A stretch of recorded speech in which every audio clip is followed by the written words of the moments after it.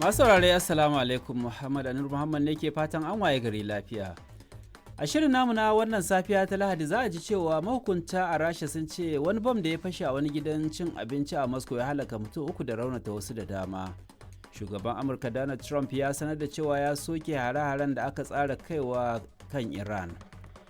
Ƙungiyar masu buƙata ta musamman a Najeriya da haɗin gwiwar wata ƙungiyar sun shirya horar da masu larurori na naƙasa kan yadda za su rika tunkarar gwamnati ko hukumomi a rika damawa da su.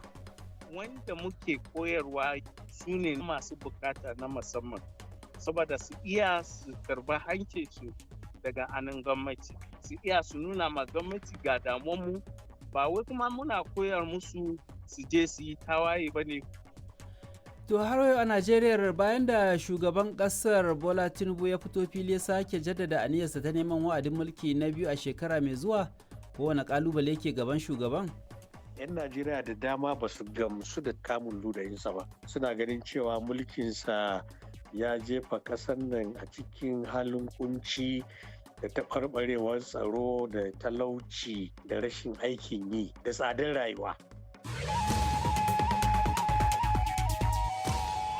To za a ji waɗannan rahotannin da ma filin taɓa kiɗi taɓa karatu a shirin, amma bari mu fara da labaran duniya tukuna.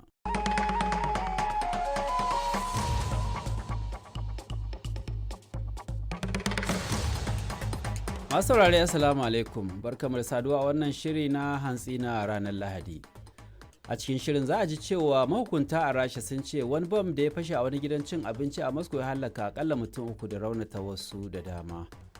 Shugaban Amurka Donald Trump ya sanar da cewa ya soke hare-haren da ya shirya kaiwa Iran. A Najeriya, hukumar alhazan kasar da haɗin gwiwar jami'ar Ahmadu Bello Zariya ta bullo da wani shiri na yin digiri kan aikin hajji da gudanarwarsa. Duk wani wanda ke buƙatar dama ya samu ainihin ƙwarewa da horewa ilimi akan aikin hajji, kuma ba ilimi na ƙasa-ƙasa ba, wato ilimi na matakin masters degree da biyu, to zai iya enrolling ya kuma yi wannan program din ko a ina yake a duniya. To har wayo a Najeriya, gwamnatin jihar Neja ta ce ta tsara wasu dokoki da za su inganta lamuran manoma da makiyaya. Muna da cases da muka yi sulhu tsakanin manoma da makiyaya ya wuce 1,000 da wani abu, wa'inda aka yi reporting ya wuce 2,000 da wani abu, wasu ba a gama ba. Dole ne za ka samu mutane tsagiru cikin al'umma wanda yake ko an ba da doka ba su bi sai doka ta hau kansu. To bayan rahotanni akwai filin mu tattauna a cikin shirin wanda ni Muhammad Anur Muhammad zan gabatar. Amma yanzu bari mu fara da labaran duniya tukuna.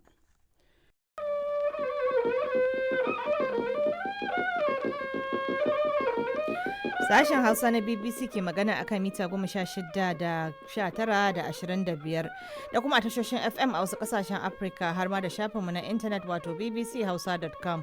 Masu raro Assalamu alaikum, Raliya Zubairu ce ke fatan kun wuni lafiya a cikin shirinmu na karfe 8:30 a agogon Najeriya da Nijar, wato 7:30 kenan a agogon GMT da Ghana. To a cikin shirin za ku ji cewa akalla mutum 14 ne aka kashe a wani harin ƙunar bakin wake a ƙasar Pakistan. Iran ta ce ta kusan kulla yarjejeniya da ƙasar Oman kan mashigin Hormuz. An kuma gwabza kazaman fada tsakanin sojojin gwamnatin Habasha da mayakan ƙungiyar TPLF a yankin Tigray. Muna kuma tafi da maimacin filin taɓa kiɗi taɓa karatu da amsoshin takardun ku.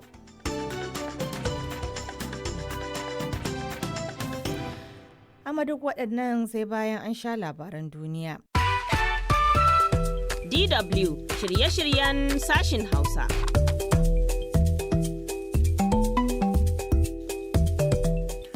Masu sauraro barkama da warhaka da fatan an tashi lafiya. Bayan an sha labaran duniya muna tafa da sharhunan bayan labarai da za ku ji cewa hukumomi a Ghana sun sahalewa 'yan mata masu ɗauke da juna biyu a makarantu ci gaba da karatu ba tare da tsangwama ba. Ɗaliban jami'o'in Chadi na rangadi a jamhuriyar Nijar. Ko me dalili ku biyo muku sha labari.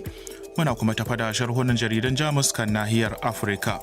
To kai tsaye za ku iya bibiyar ma shafinmu na intanet dw.com/hausa da manhajar TuneIn da kuma shafukanmu na Facebook da YouTube har ma da wasu tashoshin FM abokan hulɗar ma kasashen nahiyar Afirka ciki har da tarayyar Najeriya da jamhuriyar Nijar da Ghana har ma da Senegal. Sunana Musa Tijjani Ahmad daga nan birnin Bonn na tarayyar Jamus. Kafin sharhunan bayan labaran sai an sha labaran duniya.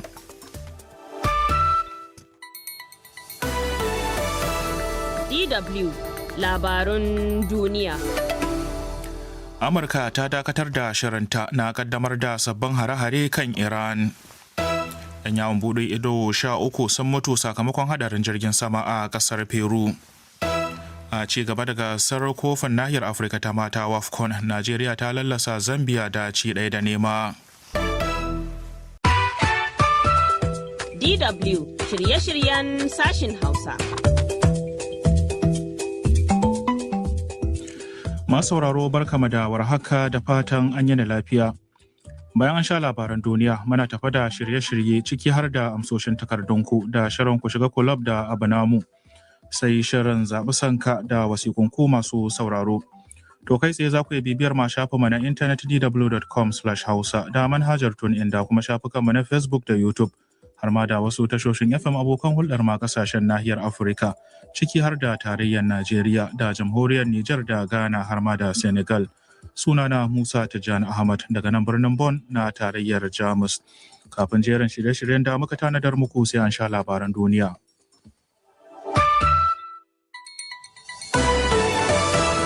DW Labarun Duniya. 'Yan bindiga sun yi garkuwa da mata da ƙananan yara a jihar Katsinan tarayyar Najeriya. Adadin mutanen da suka mutu a yayin yunkurin shiga Spain daga Morocco ya ƙaru. Shugaban gasar La Liga ta Spain ya buƙaci Gianni Infantino na FIFA da ya yi murabus. DW shirye-shiryen sashin Hausa.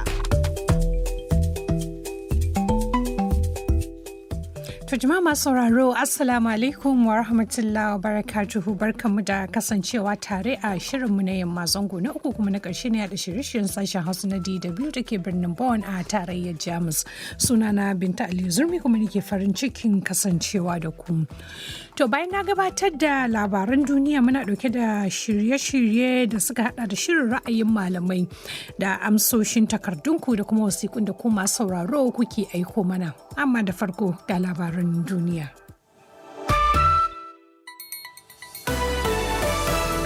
DW Labarun Duniya. Amurka ta janye shirinta na kaddamar da sabbin hare-hare a Iran. Shugaban Brazil Lula Inacio da Silva zai tsaya takara a neman wa'adin mulki na 4. Ɗaruruwan mutane sun tsere daga Tigray na ƙasar Habasha zuwa Sudan.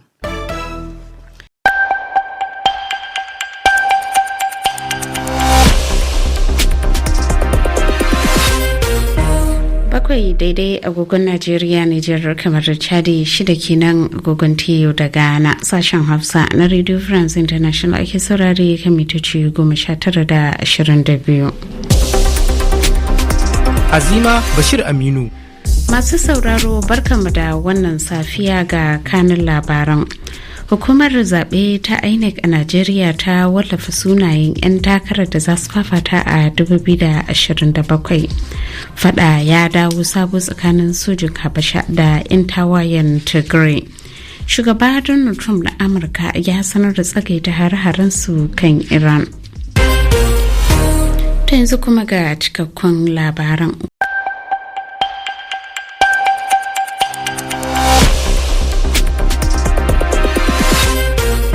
Takwas daidai agogon Najeriya, Nijar, kamar da Chadi, 7 kenan agogon TU da Ghana. Sashen Hausa na Radio France International ake saurari kan mitoci 22 da 25. Azima Bashir Aminu. Masu sauraro barkanmu da hantsi ga kanin labaran. Hukumar zaɓe a Najeriya INEC ta wallafa sunaye da bayanan 'yan takarar da za su fafata a zaben 2027 bisa tanadin dokar zaɓe. Wani sabon fada ya barke tsakanin 'yan tawayen Tigray da sojin Habasha a iyakar kasar da Sudan. Donald Trump na Amurka ya sanar da dakatar da hare-hare kan Iran tare da kira da a gaggauta kula yarjejeniyar zaman lafiya. Ta yanzu kuma ga cikakkun labaran.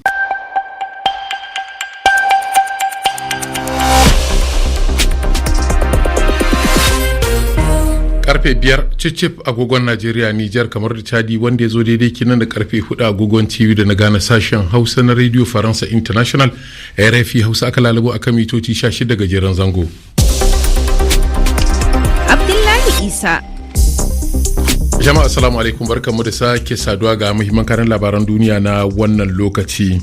Ɗazu-ɗazun nan ne fadar shugaban jamhuriyar Benin ta sanar da afuwar da shugaban kasar ya yi wa fursunoni kusan 369 kwana ɗaya bayan bikin zagayowar cika shekaru 66 da samun 'yancin kai. Wani kuma labari da kan shi ne kasar Kenya yanzu haka inda ake gudanar da bincike bayan mutuwar wasu giwaye guda 15. Bincike na tafiya akan inda rundunar 'yan sanda da kuma masu kare gandun daji suka fitar da sanarwa. Za ku ji inda aka kwana a Afirka ta Kudu inda wani bincike ya gano cewa zazzabin cizon sauro cuta ce da ke kashe dubban mutane kuma kasar za ta iya fuskantar wannan matsala nan da shekara ta 2100. Ga labaran yadda muka sami su musu. Jama'a masu sauraro barkamu da warhaka, kuna tare da sashen Hausa na gidan rediyon kasar Sin. Sai a kasance da mu domin jin shirye-shiryenmu. Za mu fara da muku labaru, sannan shirye-shiryenmu masu farin jini su biyo baya. Yanzu sai a gyara zama a sha labaran tare da ni Fa'iza Muhammad Mustapha. Da farko ga kanunsu. Kasar Sin ta fitar da shirin shekaru 5 na ɗaukaka tsarin talla da samar da kayayyaki domin kyautata hidimomi a ƙauyuka. Ƙarin likitocin ƙasar Sin sun isa Congo Kinshasa don tunkarar annobar Ebola. An ƙaddamar da tsarin biyan kuɗi da kuɗin Sin Renminbi a ƙasar Kenya. Kuna tare ne da tashar CRI